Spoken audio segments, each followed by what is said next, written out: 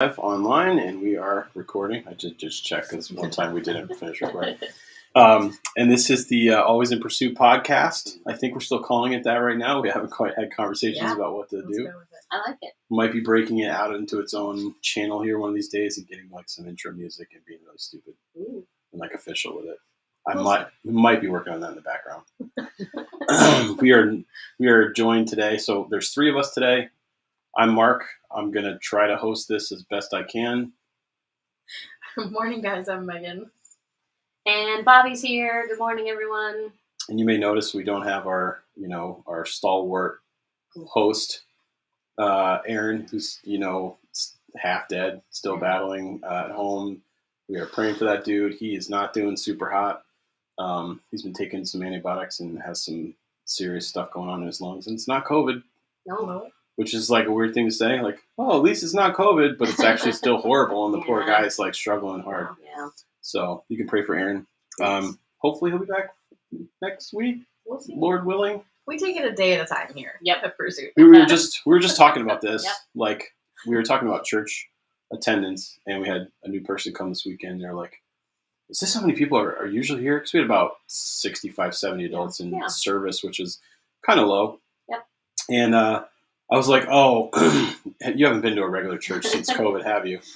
And I was just kind of like, yeah, we have not been at full strength for, I don't even know, 3 months. We had a really awesome Christmas service where everybody seemed to be there. 150 people, whatever. That was great. And then, most services were at like 75, 80, 90. Yeah. Maybe sometimes we'll crack 100, but like, just feels like everyone's sick or quarantining or whatever. And even our staff over the last like 3 months, one of us has been gone every week. Yeah, we haven't had a service with all 5 of us for a while because of sickness. Yeah, essentially all of it. So yeah, it's just one of those seasons.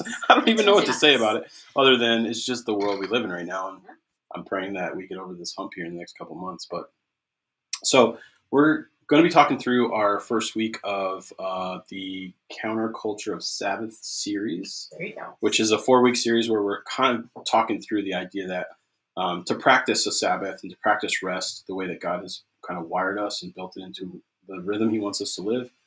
It's a massive counterculture. Mm-hmm. It's a massive way of saying no to the world's rhythm and yes to God's rhythm. And so this last week, I pretty much spent the entire time just trying to make the case that we have a problem, specifically a problem with hurry, and that it's doing a lot of damage to us. And so, to me, it was like, I feel like when we started the sermon series, I just needed everyone to be on the same page. I jumped right into the remedy of this, and it felt like people were like, no, I don't have this problem. Yeah. I kind of wanted to be like, oh, you do. So I don't think people realize this. I didn't really get into this on Sunday, but really, I think there's going to be like marker dates throughout history. Obviously, I was thinking of this the other day. Like you got the printing press, and you got the the Renaissance. I mean, I'm working hard to pull things out here, right? And you can keep like there are days when things just change, right? Like I don't know, the car rolls off assembly line or something. Pearl Harbor. Yes, right. There are days. Yes. I feel like 2007 will be a marker year where things change drastically for the average American that we'll look back on and think that wasn't positive, or that started something, or we didn't really know in the moment what was actually happening. That was your first iPhone comes out. The smartphones are just... This year I graduated high school. Significant. Yes. To make you feel old. I was already graduated college. Me too. I was a youth pastor in Connecticut. You would have been one of my students. So first iPhone comes out. The smartphones start, there are competitors out there that start joining that race too. And it goes to, I remember actually in 2007 having like a Windows mobile phone that like slid open, had a keyboard on it. Oh yeah, or like the BlackBerry. And it had an internet browser on it. I mean, like guys, and I could save like this big.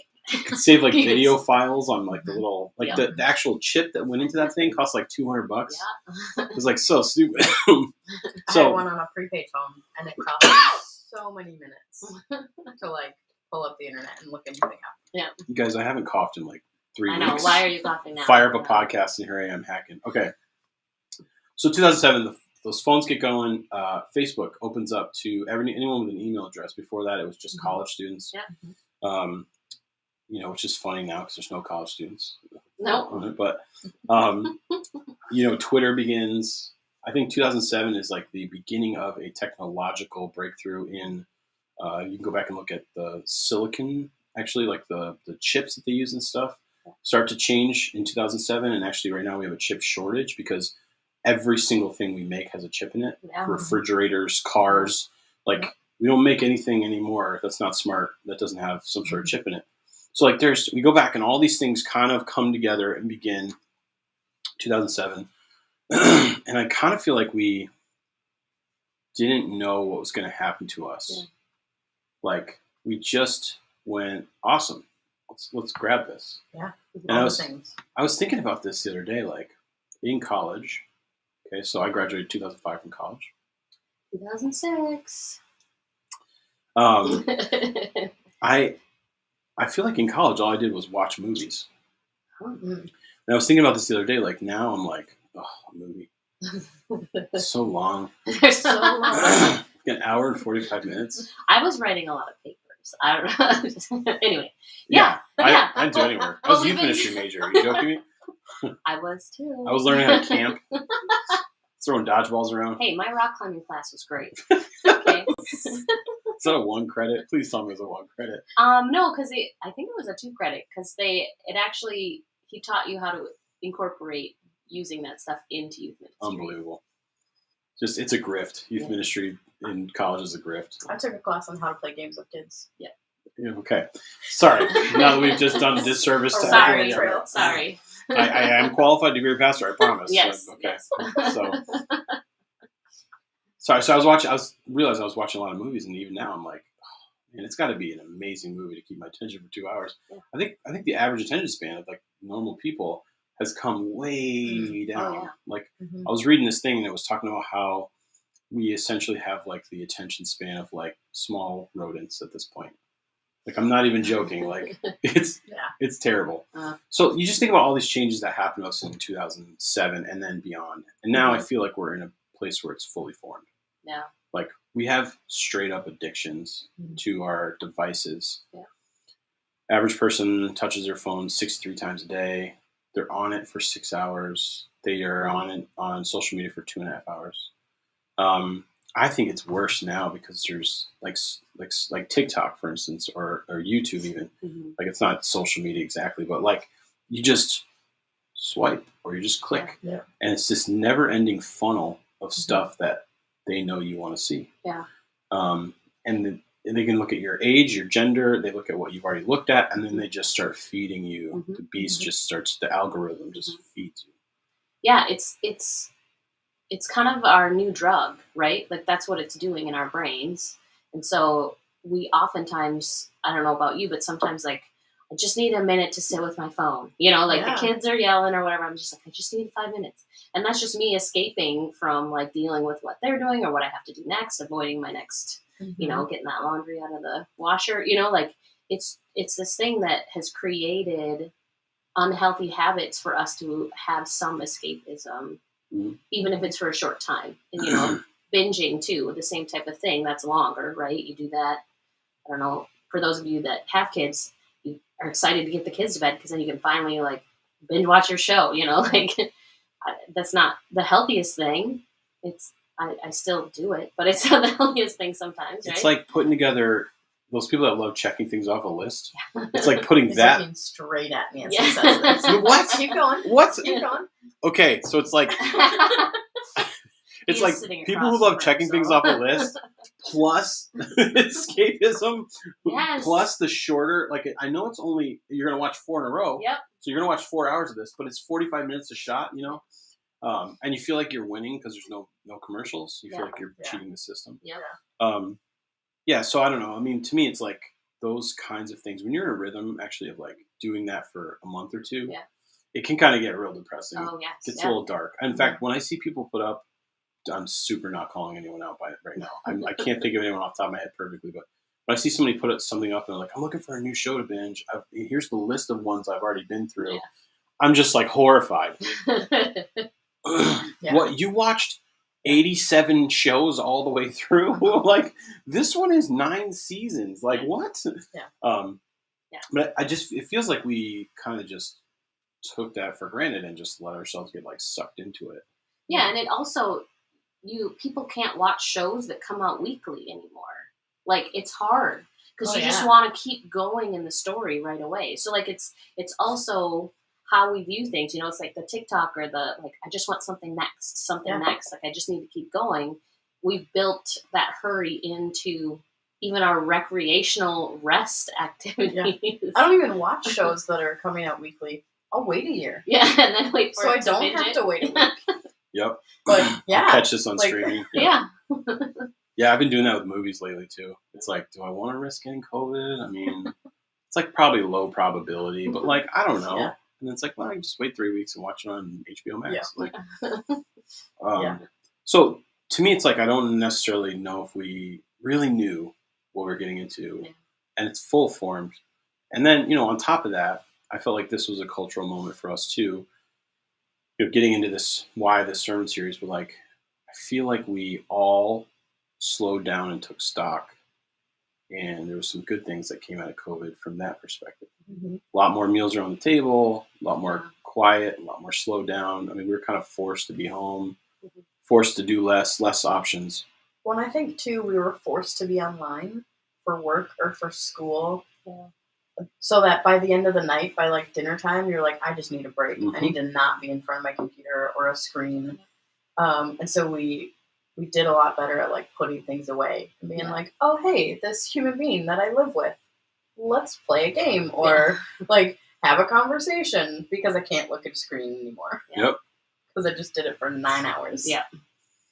Yeah, and we were like forced to choose between nothing and nothing. Yeah. It's like the kids are like, do I let them do dance or karate? Are we going to do soccer this year? Like, this thing is going to conflict with our small group or, be a conflict with church. Like, should we? It wasn't an option.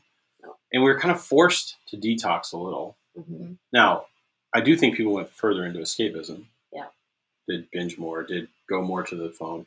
But I do think there was also that other side of it. And there was some good things that came out of that. Like, some of us reoriented our lives a little bit, changed what we were doing. Mm-hmm.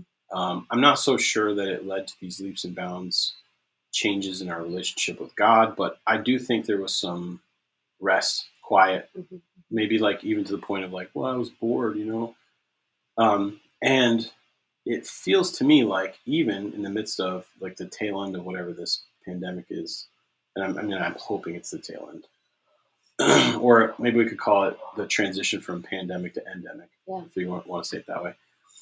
I feel like we have just sped right back up. Yeah. And that was kind of the lament as I was kind of thinking through doing this series. It's like, did we really learn anything there? Did we really see what was actually really valuable? And did we want to adjust our schedules at all to have better rhythms? And it feels like we just went right back to it.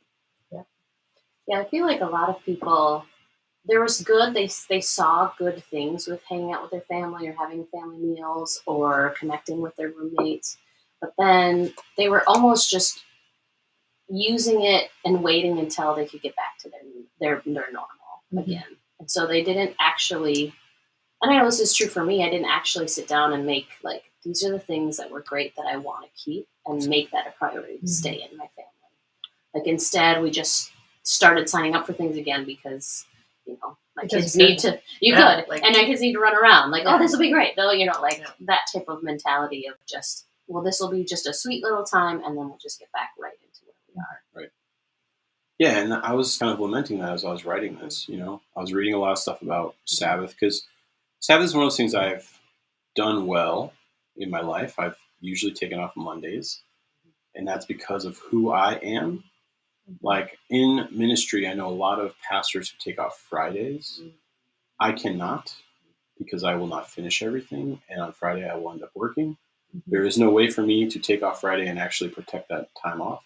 So I have, in my, career, whatever, my time as a pastor, always taken Mondays off. And I've even been in situations where the staff wanted to mandate that people took Fridays off, and I fought tooth and nail. I was like, absolutely not. I was like, you can make me take off Friday if you want, but I'm not going to, and I'm going to take off Monday. So, I mean, good luck. Like, Yeah. I'm not going to do anything Monday because I'm not good at stuff on Monday, and then Fridays I'm going to work. There's no way to keep me from working. I'm not done with things that I need to get done. Yeah. I know my schedule's weird, so most people would probably be looking at like Friday to Saturday or Saturday to Sunday or just all day Sunday as their like time to take off.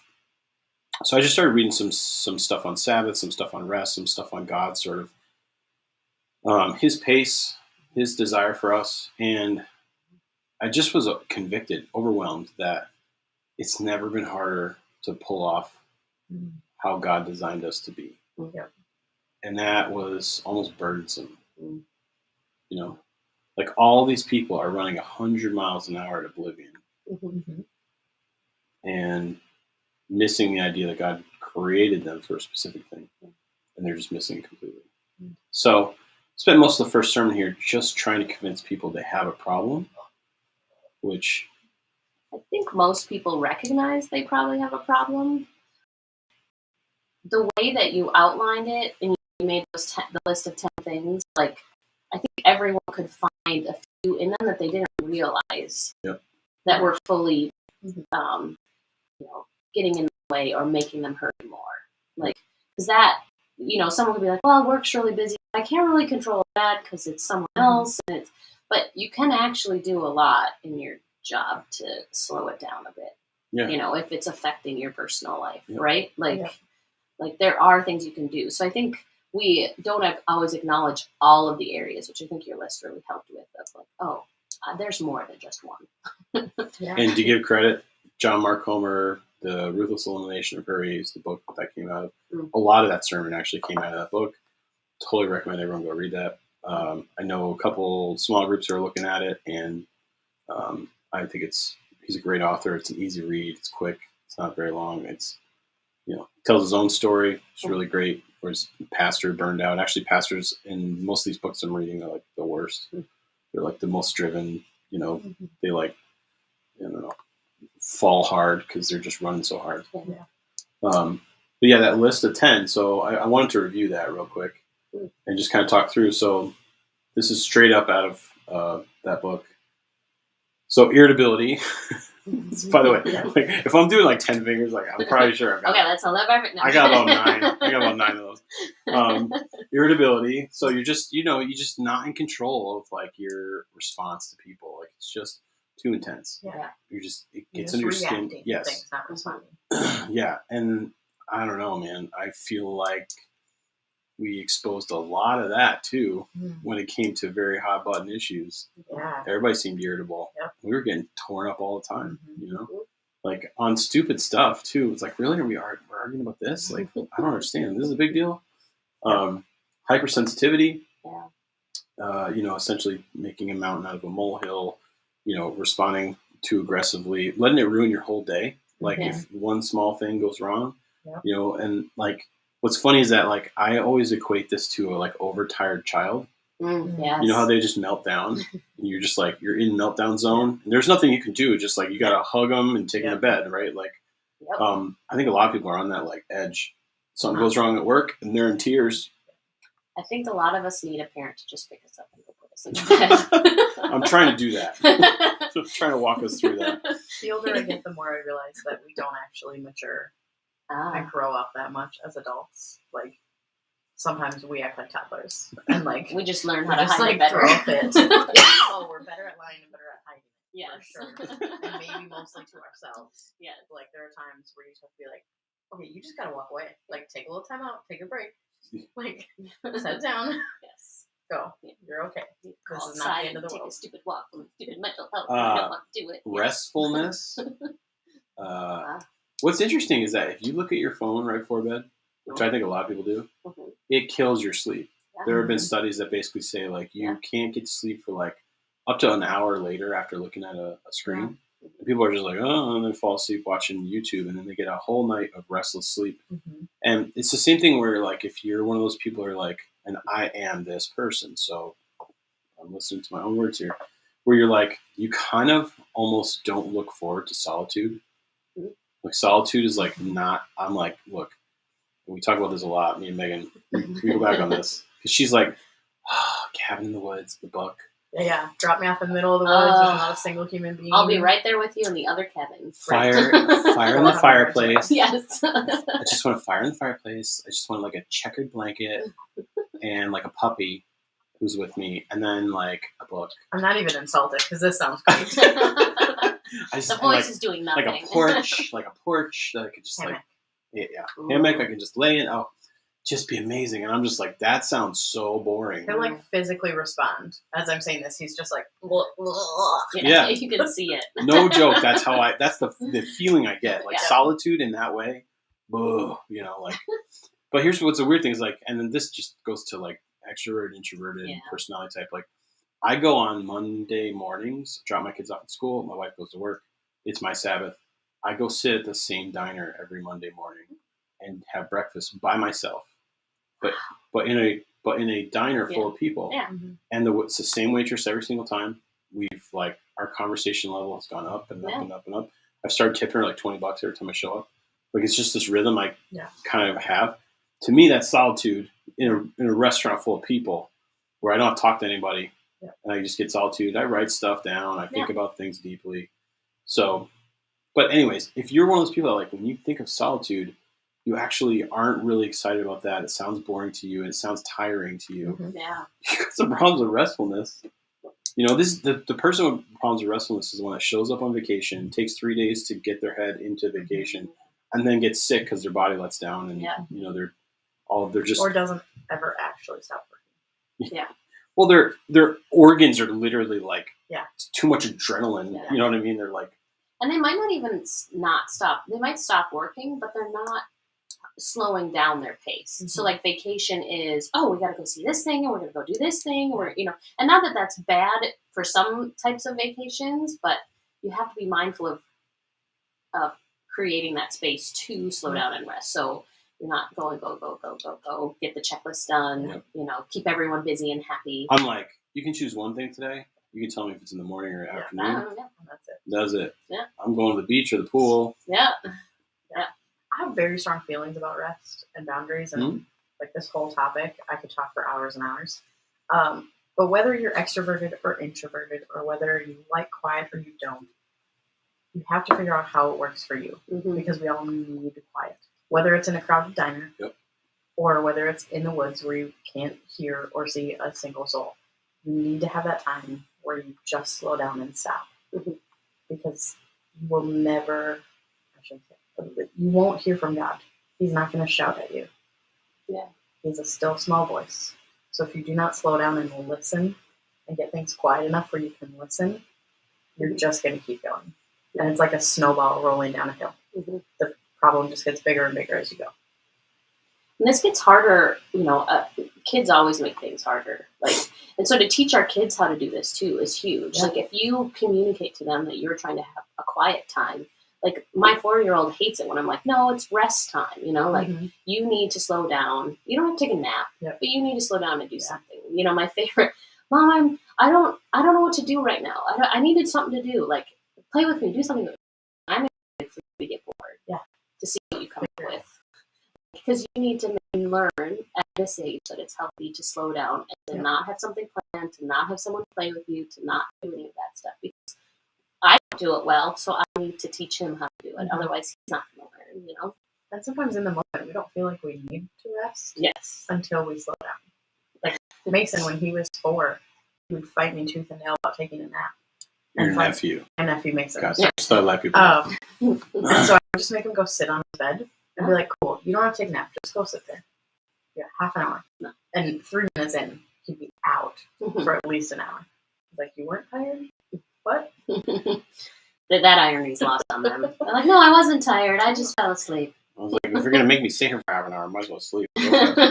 So restfulness, workaholism, which is, again, I think a problem for a lot of people where identity is work. And then it's just work is what they do.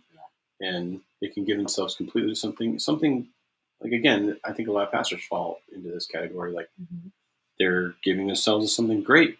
and they're passionate about it, Mhm. and it's not like what they're doing is kingdom building and amazing. Yeah. Yeah. But if they're neglecting their family, they're not doing. Yeah. That's not the pace God wants them. Yeah. Or your health. Like if you're ignoring your own health and what you need, that in the long run doesn't help the kingdom. hmm It just shortens your ministry. That was number 7. Mhm. Uh, Jumping ahead. I'm gonna go back. Number 5, numbness. I think a lot of people they got to a point where like they Yeah. just stop feeling, Mhm. and they're just like they don't even know what to do. They go from one thing to the next just to keep themselves occupied, Mhm. just so they don't have to feel. Avoiding trauma.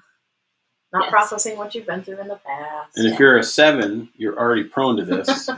So, Shut up, an Bobby. Enneagram 7. I did not bring it up. You did. I know, but I know you were thinking it. I was I not, could see it on actually. your face. I'm a 7-8 on the Enneagram, so Bobby loves to remind me that I can't feel. No, he So. just doesn't want to feel pain, so he avoids it. And it's easier Sevens. She's talking about sevens, not Mark. Not Mark. Sevens that's a lot tend of to, us, not too. all of us. Yeah, but we all avoid pain. Yeah. I think we all, and sometimes we'll even, like, the shows that we watch, like I don't know, I'm not a big Hallmark movie person, but some people are, and so they like to feel those emotions because they've turned off theirs and they can feel it through someone else. Yep. So they're still getting that cathartic release of those emotions instead of dealing with their own It's stuff. safer. It's safer. Like, oh, I can shut that off and reminisce about what happened there, but they still get that emotional release that they know they need. Like, that's a huge thing. That's what I was actually thinking about, which I know you do as well. You watch all those Hallmark movies. Oh, and yes. just release it that way. If there's one thing that I love, it's, yeah, no. Hallmark movies. Yeah, no. Number 6. Priorities out of whack. People are reactive, not proactive, which kind of touched on what we were talking about before. Yeah. But just the idea that, like, we're not choosing the best stuff. We're just filling our time with stuff. That's one of my, let's see, hold on. Let me pull it up while I'm saying this. One of my thoughts I wrote down yesterday for my sermon this weekend was, oh boy, I wrote a bunch of stuff down here. So on the screen, we're going to hear a lot of good stuff. Oh boy. Make sure you're there. Here we go. Don't get the most out of life, get the best out of life. Don't give the most, give the best. Yeah. Holy Spirit, right there. Right? Holy Spirit, activate. Holy Spirit. As an Enneagram 1, I struggle with this. Figuring out what's best. I'll just do whatever is in front of me. Wow. Like, whatever seems easy and is right there, that's what I'm working on. Which is funny, because you're always kicking my butt about doing what I got to do, that only I can do, that's the best thing for me to do. Yeah. Because I'm helping you with boundaries. I'm more focused in on the boundaries than it is the prioritizing. Do as I Yeah. say, no. That too. Yeah. That Well, too. yeah. And it's funny, we do talk about a lot, like there's certain things that I have to do that no one else can do, that it's really important. The culture of the church, the preaching, those are things I really need to focus on and leading. And when I get bogged down into figuring out how to make the newest piece of technology work, which I love and I'm awesome at, it's not really helpful to our church. Yeah. So, and continually, I feel like, especially in ministry, but like this can apply to life. Like, you have to give away the things sometimes in your life that you like maybe are easy for you and you super enjoy, because you have to get some of those hard things done. Like, again, choosing the best versus the easiest. Like, yeah, I'd rather sit and do something super easy that will quickly make my life a little bit better, but I maybe actually tackle the harder thing and deal with the issue, right? Yeah, it was. Man, that's we learned a little. We had some interesting conversations around. We were getting like ready to like leave our house, like move from one house to the other. Yeah. Where like there were certain things easy about getting done, like crazy packing meticulously, and then other things where I was just like, throw the truck. I legit don't care about this. And it was funny because like if you will step back and look at it, you'd be like, you just spent like twice as long as you need to unpacking that, which is not important. Like Marty had the kids. This was like a couple months ago, but like going through the Legos and separating them by color. And I was like, why are we spending like 6 hours separating the Legos? Like, we have a whole room of stuff that needs to get packed here. But it's just funny how like Seems so satisfying. Oh, it does. your priorities get out of whack on certain things. Yes. So because you choose things, instead of just sitting back and looking at your life and saying, this is the best for me right now. You get bogged down with all of the little things that you think are super important, that you've seen on social media that, oh, this should matter. Like as a parent or as, you know, a 20-something or wherever you're at, like these are the things that I should be caring about, and all these other people have it perfect. And we all know the social media effect of that's everyone's highlight reel. That's what they really want to share. It's not real life. It's not them being bogged down by deciding if they, you know, have to pack a whole room. Instead, they show you the end result of 6 hours of them sorting Legos, and it looks satisfying. Right? And it was all on fast forward, so it took 45 seconds. Right. Well, and I don't even give a crap if they're, you know, different, set up by color. Yeah. Put them all in the same bin. I'm totally fine with that. So 7, health. And what's interesting, I think it's Andy Stanley a couple years ago. He did a sermon series called Breathing Room. Some of the same topics. But he talked about money, and he talked about your schedule, and he talked about creating space. You know, not being all the way to the limit. Yeah. And I still remember one of the things he said was, you know, you can neglect something because you don't have time for it now. Talking about relationships, he was talking about your health, he was talking about dealing with your finances. He's you can neglect it because you don't have time for it now. But he's like, you know, when you do have time for it is when you're in a crisis. And he's like, and you put everything aside. And he's like, and you put everything you have into fixing that problem. Yeah. And you wouldn't have needed to basically stop your entire life and have to completely fix something after the fact if you had been proactive earlier on. If you found the time for it, then you wouldn't need to invest all your time into it now. And that's something I certainly have learned. Like, you know, I had that health scare a couple years ago, and like I've been managing like everything on top of it all, like health wise. Even this last health stuff I had going on in December was like the minute I had symptoms, it was like I knew exactly where to go, exactly who to talk to, exactly what I needed. And, you know, kept myself out of the hospital, kept myself from losing, you know, we already had one guest speaker scheduled. We had Cindy Jones scheduled already, so I could be off that weekend. We threw Aaron in for the next weekend, and then I was back. Like, so your health, if you're not caring for yourself because you don't have time for it, well, you're going to have time for it when it's a crisis. Yeah. You're going to have to, right? So, you know, that's, you got a hurry problem if you're not taking care of yourself. Well, you got to think about the other people in your life too. Like, if you have kids, your kids need you to be healthy. They need you to live a long time. Your other family members, your friends, like you can't love and support them if you're just a hot mess and like constantly having to step back and be like, sorry guys, I can't do anything this week, but this one thing and focus on this thing because I ignored it for too long. We have this saying in our house is, what's your end game? Like if you have something that's needing to be taken care of, like, and you put it off, like, what are you gonna, what are you, your end game in it? What's the long term effect that's gonna have on you? Like, no, like, so we have a rental, like if we don't keep the furnace up, like, what's our end game? Like, we're gonna, you know, this happens with any house, but like our renter's not gonna have heat. Like there's a slow drip underneath the sink. Like, what's your end game? It's just gonna ruin more things. So, like, in January, the pipes are gonna freeze. Exactly. Explode in the wall. There's some, like, just really thinking through, like, I need to take care of this now so it doesn't become bigger. No, but if you ignore it, it gets better. It gets better. Yeah. Guys, this is just a basic principle. So with health, like, but oftentimes we're so busy we ignore the signs that our bodies are making, right? 100%. Like, we don't pay attention. We're just like, oh, it's just because I'm busy, or oh, I didn't drink enough water yesterday, or oh, like all these things, you know? Like,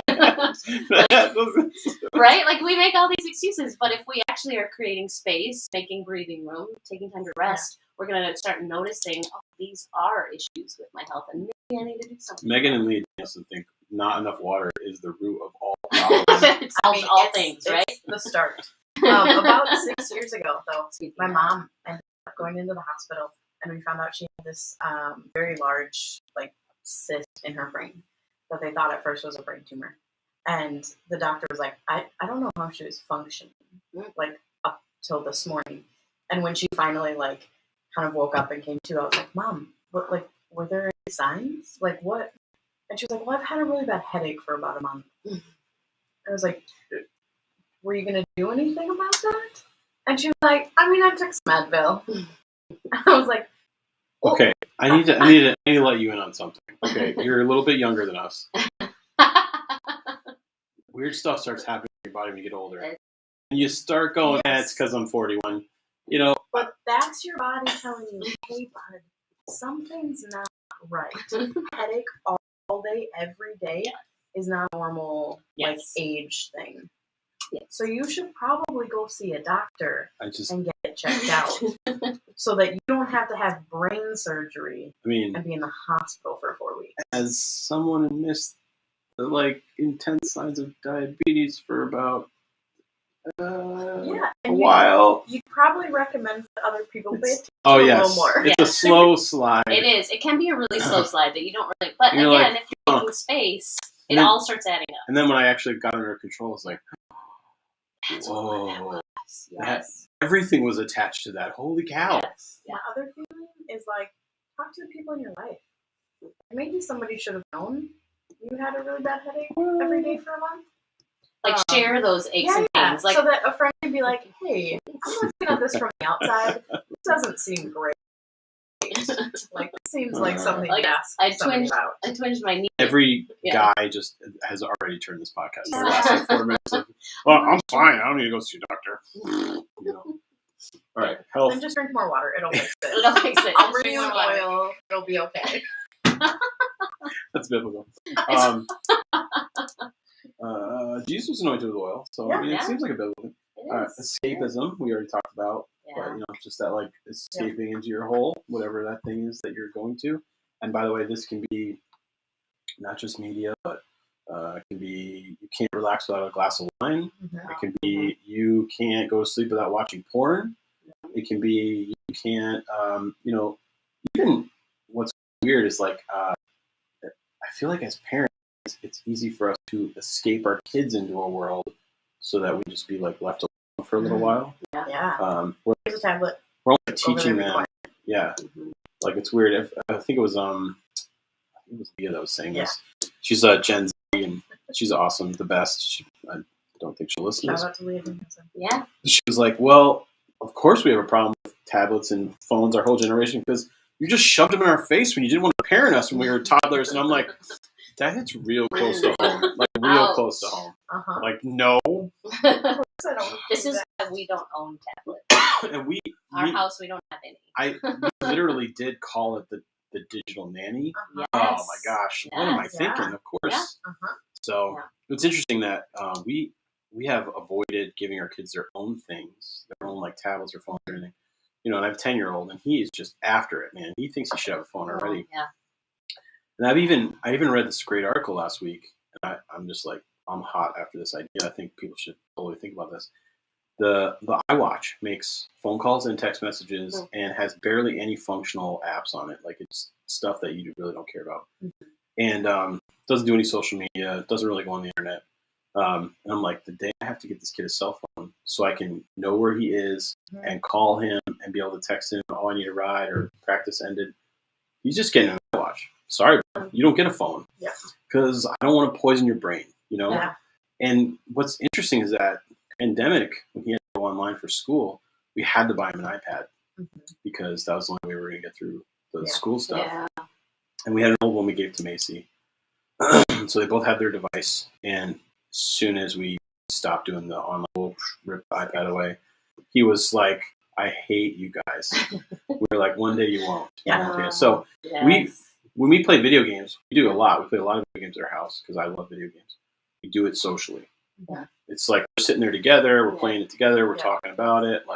He might be sitting next to me with the Switch in his hand while I'm playing something on TV, but it's very social. It's not an escapism kind of thing. It's actually community based. Yeah. And we're playing a lot of old games. We play Nintendo, Super Nintendo. Yeah. I'm not even he hasn't really he's never played anything on PlayStation 4 or Xbox One. None of the new gen, almost none of that. He's played some Switch, but it's Mario. Yeah. So, escapism. Yeah. Number 9, no spiritual discipline. I think our spiritual disciplines have fallen off the face of the earth in the past decade. What are those? Yeah. Honestly, solitude is one of them. Feels like a celebration of discipline. I need to make a comeback. I love that. Yeah, is that Richard Fox? Yes. It almost feels like we got to do a sermon series on spiritual disciplines. All the different ones. Just because. Mm-hmm. it just feels like you gotta. Because I feel like practicing your Christianity, practicing sort of the way of Jesus, as John Marcone would put it, the author of that book I was talking about, it doesn't feel like people practice it anymore. They just sort of come listen to a sermon, hopefully feel good about it, and they go home and see you next Sunday. Yeah. And don't pick up a Bible. Don't have quiet time. Don't, prayer is like this. I'll tee it up when there's like something really terrible. I really need something right now. So. Yeah. It's like all the stuff. It's not the way of Jesus. Yeah. I think a lot of us, at least I can speak for me, I didn't grow up seeing that example at my house. No. I didn't see what that looked like or like how much time you should spend on that. Mark, I remember you talking, it's been a few years now, but how you used to do your devotions on your tablet in the morning and the kids would just think you were like on your iPad. And then all of a sudden you're like, oh, you don't know what I'm doing. You don't actually realize that I'm reading my Bible right now. I should go back to paper Bible so that you actually like are putting two and two together and I'm not just like on a screen. Right. Again. But we have to set those examples. And if you didn't have that growing up, then you have to find it somewhere for somebody to be like, hey, this is what you should be doing. Yeah. This is what this looks like.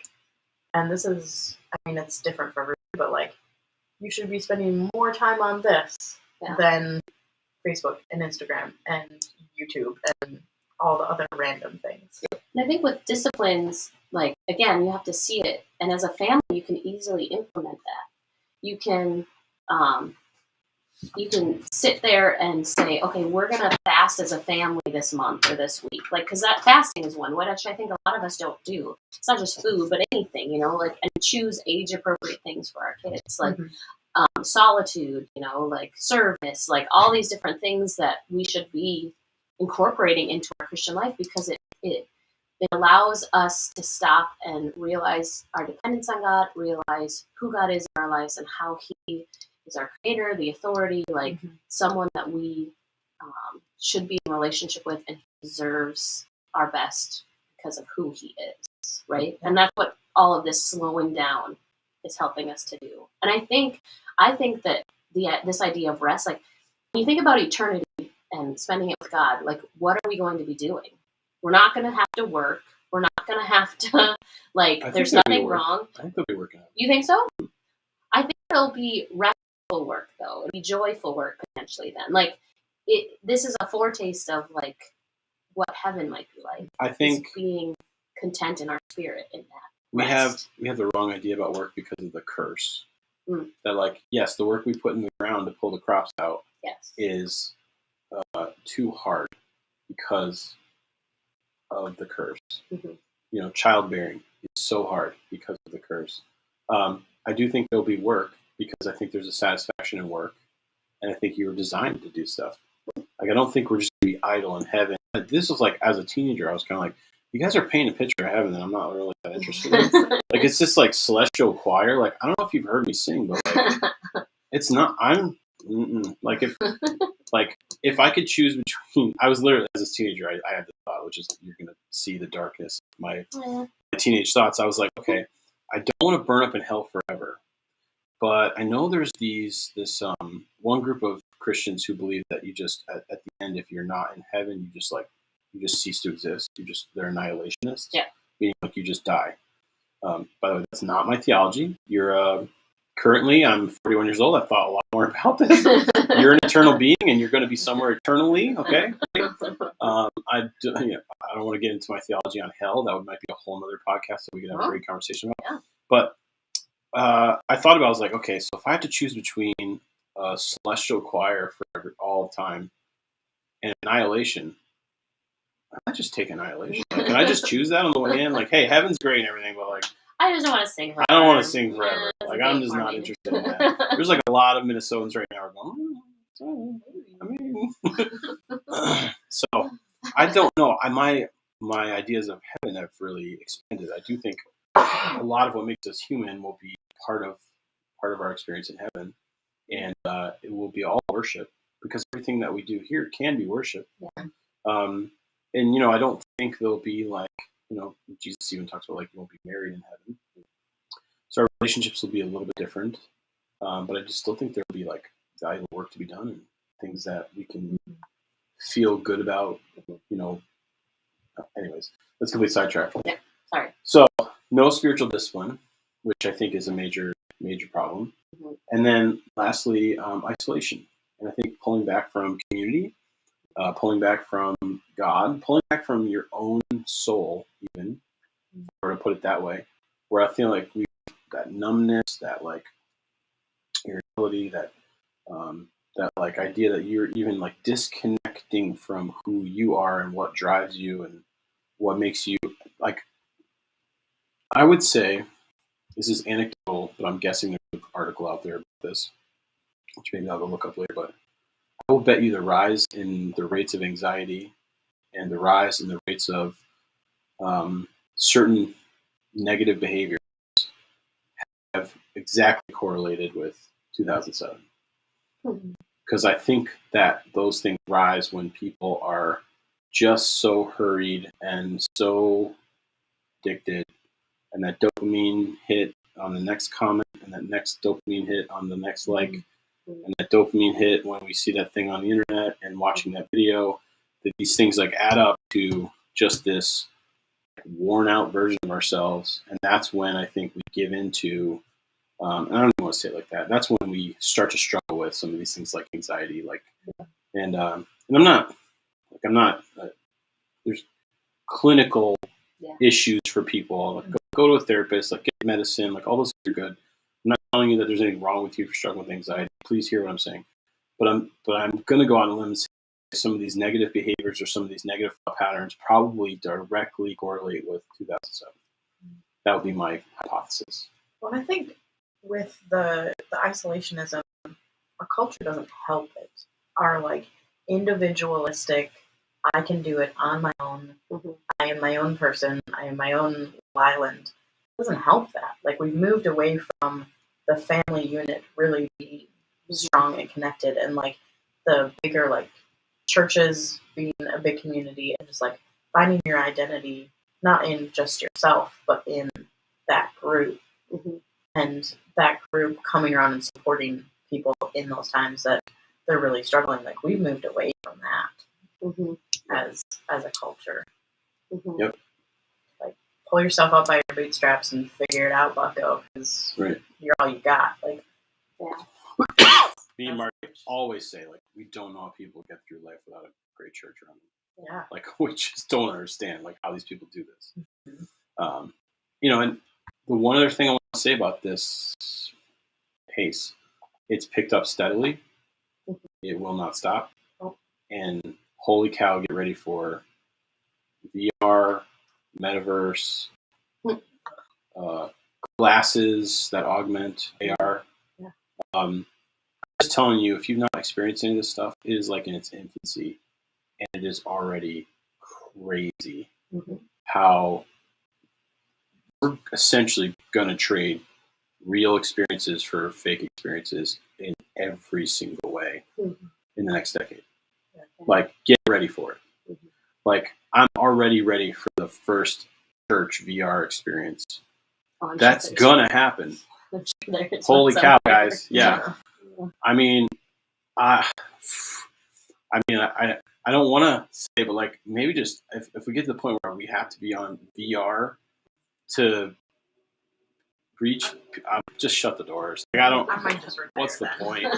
Right? Can I just It become might only be in 10 years, but can I just become an algorithm where the cloud writes the sermons and delivers them digitally online? Like what's the point of me? Like, you know what I mean? Like, so, and it's already like if you've ever experienced any stuff, they already make like at first it was really hard because you have to have this gigantic computer to be able to hook up to the headset or whatever.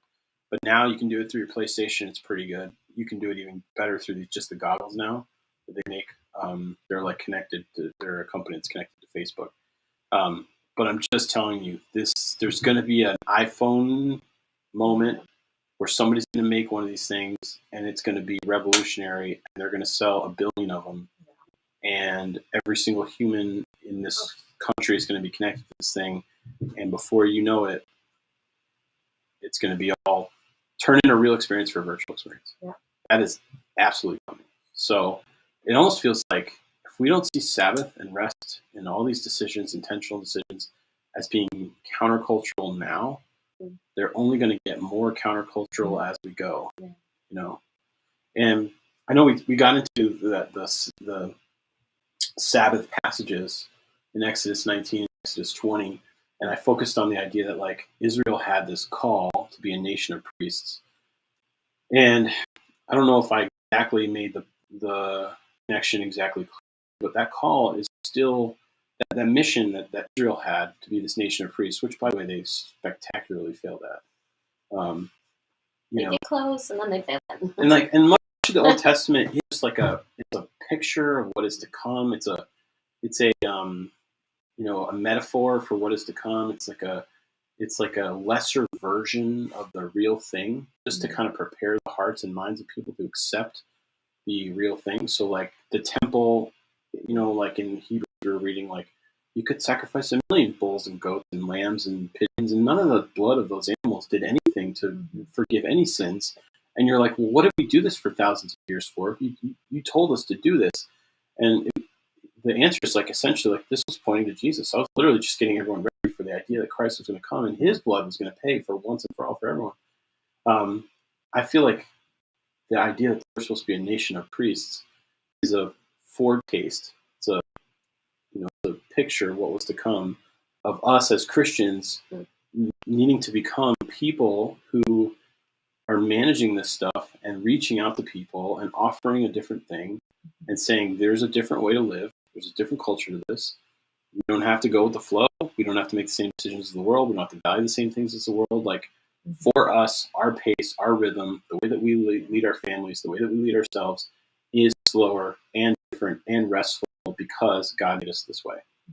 So that was the first part of it. And then the second part of it was the giving of the Ten Commandments, which, this is right at Exodus. They essentially get to the mountain and God's like, okay, let me impart all my ways to you. And if you go through all the stuff that's in Exodus and the second time in Deuteronomy and Leviticus, you essentially see that God is like giving them rules to protect them from all kinds of things and wanting them to live a certain way and do a certain thing. And essentially what you have here is the first giving of the law. And this is the positive. How do I say this? We talked about this yesterday. It's like hard to put words to it. It is. Like there's all kinds of things you're not supposed to do in this. Yeah. Don't lie, don't steal, don't murder, don't, don't, I don't know, whatever. Don't make any other gods before me. Don't make don't use my name in vain. Don't do all these things. But then in the middle of this, it's 30% of the whole thing is this idea that you should do this. Yeah. This is like a positive command. Like, hey, if you want to be somebody who represents me, you won't do all these other things. Yeah. Like you won't screw up your relationships with the whole world and with me. You'll put me first. You'll put people, in this second position from me, and then you'll also lead the life the rhythm that I've called you to lead. And it's interesting because I was talking about this with Miles. He's like, some of the conversations I'm having with him are like the lights are turning on. Have a 10-year-old. It's interesting. So he's like, you have to work up to them, but just every once in a while he asks a question and I'm like, whoa, something's going on in there. So he goes, by the way, the worship night was the one that killed me. We did that a couple months ago and he's just like, Dad, that was the best night. I was like, what? That's so sweet. Oh my goodness. Okay. But then he goes to me the other day, he goes, Dad, okay, I get it. Talking about Sabbath. And he goes, why did God need to rest? He's like, God doesn't get tired. And I'm like, you are correct, son. He's like, God doesn't get tired. You need to rest. Why do you rest? And I'm like, all right, how do I answer the question with another question like Jesus would? I'm trying to be like a dad ninja. So I said, Miles, here's another question for you. We've been talking about baptism, personal faith, baptism, communion. We've been talking about these things in our house because I'm about to let my kids start doing communion. They haven't done it yet. Macy's 7, Miles is 10. They're about the same emotional age, which is difference between girls and boys. And he goes, and so I go, hey, let me ask you this question. Why did Jesus need to get baptized? Were we celebrating his forgiveness of sins? And he's like, no, Jesus didn't sin. He didn't have any sin. I go, why did he get baptized? Are we celebrating his new life in Christ? Doesn't seem like we are. He's like, because what? And I'm like, so why? Why did Jesus have to get baptized? Like, it doesn't seem like we need to baptize him. Just by the way, like, everyone gets hung up on like the procedure of baptism. Like, Jesus' baptism was like not necessary. Like, no one was hung up on the procedure when Jesus did it. Okay, it was pretty low key. All right, so he's like, oh, and I'm like, well, it seems like he was trying to set an example for us, right? He's like, yeah. Oh, wait, so God rested to set an example for us? And I was like, what? We have a winner. Oh, good job. Right. And you're like, this is so important that the first act of God, who's the most efficient, creative, incredible being in the history of the cosmos, right, in all of the timeline, needs to rest. You know, and doesn't need to, decides to rest. And yet here we are, super inefficient, not really that great. As I was making fun of you, Megan, because one of the pastors I was listening to, like, somebody was talking about getting their inbox to zero. You love getting your inbox to zero. And you're like, somebody's like, I got my inbox to zero. And God's like, oh yeah, I created Africa today. You were very efficient. I was more efficient. He rests literally to show us the rhythm he wants us to live. So it's like, if we don't live this rhythm, which seems to be so important, it's in the first law that he gives us. It's 30% of it. It's the only. It's also the first thing that Adam and Eve experience after being created. Like, they're created on the 6th day and they rest on the 7th. Yeah. Like, it's one of the first things that they're told to do or to participate in with God. Yeah. Right? Like, this is their first example of what life going forward should look like in some ways. I think about it as like, it was so important to God that not only did he tell Adam to rest, but he was like, we're going to do it together. Watch me. Right now. Like, I don't need to. This is pointless. But I know that you need more than just me saying, hey, you guys need to rest every once in a while. Like, take a break, slow down. Like, us thick humans are like, what? Oh, God did that? Yeah. Okay. And what I'm like noticing about it, and what I'm lamenting as a pastor, is that we don't rest at all during the day, like during our 24-hour period. We don't rest during a week. And sometimes we rest, 3 months and then do this gigantic, almost like we're saving it all up for this huge binge. Yeah, this like annual vacation. We are binging our rest. That's what we're doing. It's stressful to get to. Yeah. And this is what I was telling Marty. Like, I hate going on vacation because, like, I hate the few days before you leave, getting ready. I hate coming back to the things you didn't finish or the things that have piled up. Like, the first couple days, I can barely enjoy myself because I can't. I got to do a detox on adrenaline. Then usually my body lets me down and I start getting sick. And then it's over, and then I come back to this stressful mess. But you're slightly sick. But that's what we're doing to ourselves. We're binging on our rest, and God is saying, no. There's supposed to be a rhythm here. It's work and rest, breathe in, breathe out. But it's this is the way I designed everything to work in rhythms, in cycles. And it's I don't think people are taking daily time to be with the Lord. I don't think we're taking weekly time to be specific about stopping completely and worshiping. Right?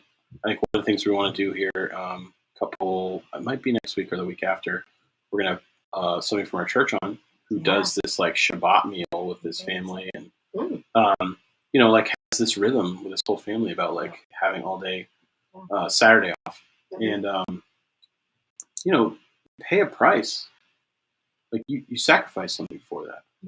If you're going to do it the way that God called you to do it, it'll cost you something, right? Anytime you're going to do something important, there's going to be a cost associated with it.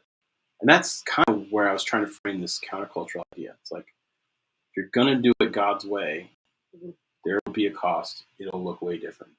It'll go against the grain. It's like when you tell that soccer coach, hey, my kid's just not going to be there on Sundays because we do church and we do Sabbath.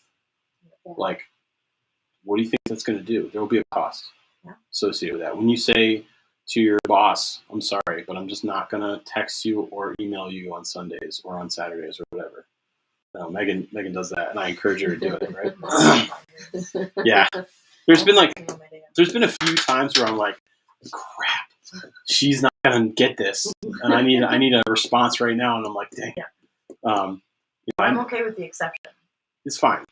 Like, those small little things are far outweighed with the idea that, like, and then one of the things I was gonna mention today is, like, so my mentor, pastor in Blaine at Renovation Church, David Soren, he's been my church planter mentor since I planted here. He does some interesting stuff. When he goes home from work, he turns his phone off and puts it away and tells everybody in his inner circle of people that would be contacting him, all the staff, all of us church planters who are always, like, in connection with him, all the people that, like, he's like, I put my phone away from 5 o'clock to 8:30. Once I get my kids to bed, I take a look at it. He goes, don't text me. And he says, if you want, feel free to email me, and that'll queue up, and when I'm ready, I'll get it. When he goes out of town, he tells us, I'm not looking at my phone, I'm not doing work for the next couple of weeks, don't text me. He's like, and I have by accident texted him before because I didn't catch his email saying he was going out of town, and his response was, hey, I'm on vacation, please don't text me again. If you need something, send it to my email, and I'll get back when I get back in the office. So, like, stuff like that, where there's a cost to that. Every once in a while, there's a drop ball. Some message doesn't get through. It doesn't matter. Like, those boundaries are for a reason, right? So, to me, it's like, I don't think we've really considered the problem that we have. I don't think we've really considered. It feels like this isn't a big deal. I'm not as addicted as other people. I don't have this problem like everyone else has it. And I want to say, you have it, and it's getting worse. And addiction is bad, even if it's not, like, illegal drugs. Like, I feel like we have this, like, hierarchy of addiction. Just like sin, right? And it's like, I'm not addicted to cocaine, so it's all right that I'm on YouTube for 7 hours every day. Like, I mean, hold on. We should still talk about that. I learned a lot of stuff. Well, most of my videos were teaching me things. That might be true, but what should you do? And I think we forget, or we, because we've just been so ingrained in keeping busy and doing, we forget that the benefit of making these priorities outweighs, and we haven't maybe experienced the benefit of making these priorities around creating space. Like, we haven't had enough of it to be like, no, wait, this is different. This is who I need to be. This is how I become who God created to me. This is where I feel most comfortable of actually taking these things and making a priority. Because we forget, or we've wanted the cheap grace or the cheap, fix. Like, oh, it's, but obviously we have more issues, more addiction, more all of these things because we are anxiety, mental health, depression, just all of it. And I think a lot of it, again, we're isolating. We're not dealing with our past of what happened, different things that were difficult. We're doing all these things that actually is just making us unhealthy. I think God works in the margin. Like, when you create that margin, that space in your life, He's going to bring something to you to be able to help somebody, to be able to do something. If you're just, like, busy 24/7, a friend maybe wouldn't reach out because they're like, oh, she's so busy. She got so much on her plate. I don't want to pile anything else on her. That's super true. Yeah. Like, I have friends like that where I'm like, oh, I don't really want to ask them for something because I know they're at, like, 99.5% right now. And I don't want to be the one to, like, push them over the edge. Right. But then I'm not reaching out to somebody. Like, there's the margin is so important. Right. And Jesus, we see this over and over again. He is the perfect example, but he left all of his friends often to go pray and find God and hear from him. Like, and he is God. And like, but he still had to do it. Like, that's huge. And I know we'll probably get into this more, but like, That's a good sermon. Like, That might be coming. like that's what he had to do, and if he had to do it, Yeah. well, then I probably need to do it more, 100%. right? Yep. And it's always when people are like, we can't do it now. Right. Like Now there's is too not the much. time. Yeah. We're too busy. There's too All much these going on. people. You gotta feed these people. Yes. Yeah. And he was like, I can't feed them. It was like a watchword Peace out. for him. He I'm was like, "Oh, you think I'm super busy? See ya. see ya. Like, let me just show you again. You find me in the middle of like, So you guys are super busy. You take me out on your crazy? boat so I can wait for these people. That is the moment. Busiest season. That is the moment. Yes. Yeah. So, Well, you don't think you can. But you yeah, can. and I wanted to say one last thing. It's just something else I was thinking about as a pastor. It's like, yo, whatever issues you have, I think social media magnifies those things in your life. Yeah. I knew a borderline narcissist that as soon as social media took off in his life, turned into a raging narcissist. If you have issues with your body and you turn on social media, you have intense.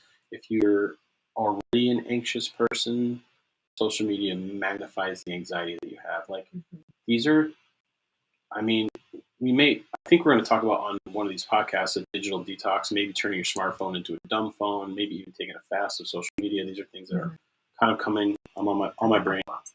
Right. So, but I just want to say, like, it's possible that if you were to just swap time with Jesus and social media time, you might see a massive decrease in the hold that these things have on you. And we've been explaining this to teenagers for years. Oh, yes. Right? In youth ministry. And I feel like now I'm having to explain this to like 50-year-old men. Yeah. They just didn't listen when they were teenagers. Well, no. But like, it didn't but exist. now it's caught up. Yeah, now it's caught up in Right. the older generation of like, Yes. no, these are the things we've seen in teenagers, and Yes. these are the things you were complaining about in teenagers, and now it's affecting you. If you were angry about the political system before social media, now you're really, you know what I mean? Yes. If you were already a conspiracy theory, now you're really, like, whatever it is, it just, social media magnifies the, like, weakest parts of us. Like, I mean, there's some joy, and there's some great stuff, but, like, I do think this is a tool of the enemy. Like, we talked about that Corey Ten Boom quote, you know, if God can't make you bad, They'll make you busy. or, sorry, God. If the devil. Wow. The devil can't make you bad, he's going to make you busy. Yep. And I feel like social media is like, oh, we know exactly what button to push for you. Yeah. You know, if seeing the like perfect figure on this, you know, this image of this person makes you feel weak, guess what? Here's 100 in a row. Yeah. If you need the dopamine hit of someone liking your thing or commenting on your thing or telling you you're great, here's 100 people to do it for you. If you need to spar with somebody to get your anger out, hey, there you go. Plenty of those idiots on the planet. Like, it just allows us to let the worst of us turn into something that's like, and I just think, I don't know, I've kind of gotten to the point now where I'm kind of like, I don't do much of it. If I do, I try to say something worth saying that I thought about a long time, and then I exit, you know, and trying to take it all in. Yeah.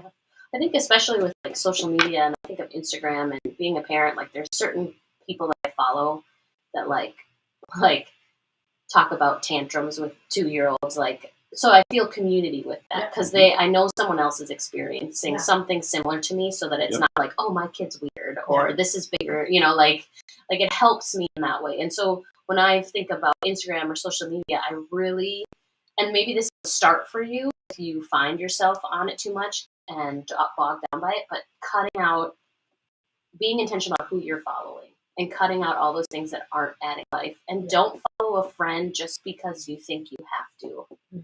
Like, because sometimes friends can also be the worst culprits of pulling you into things, right? Yeah. So, like, trying to unfollow or unsee them, or like on Facebook, you can like mute them for a while and just. I love that. I love the unfollow that doesn't unfollow them as a friend. Yes, that just like takes them off your feed, so you can check in with them again. But like, so many be of those intentional people. about that, and maybe follow things that are only speaking life into you or giving you that community that maybe you need a little bit of. And you can also, I've also heard of this, creating a different account, and if you switch off social media, but you still want to, like, not completely switch it off, but having another account that maybe you don't have certain friends on, or you only follow certain things that you maybe, like a news source that you want to follow if it's not, if news isn't your thing, but something else is, right? Like, so just being intentional about your account and what you're seeing, and cutting out a whole bunch. Because I'll go through and be like, I am done with this. I just start unfollowing things.